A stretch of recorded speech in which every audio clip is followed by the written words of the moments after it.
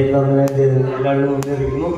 വേദിയിരിക്കുന്ന അധ്യാപകരും എൻ്റെ സംഘാടനം എല്ലാവർക്കും എൻ്റെ അകമഴിഞ്ഞ നന്ദി അറിയിക്കുകയാണ്.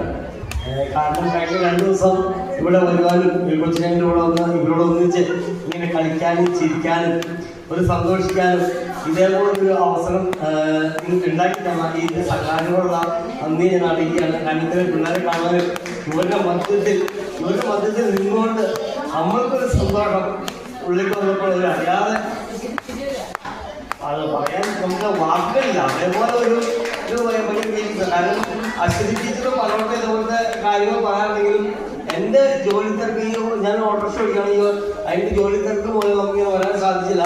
പക്ഷേ ഈ 2 ദിവസം ഓട്ടോ ഒത്തിരി മാറ്റി വെച്ചിട്ടാണ് ഞാൻ ഇവിടെ വന്നത്.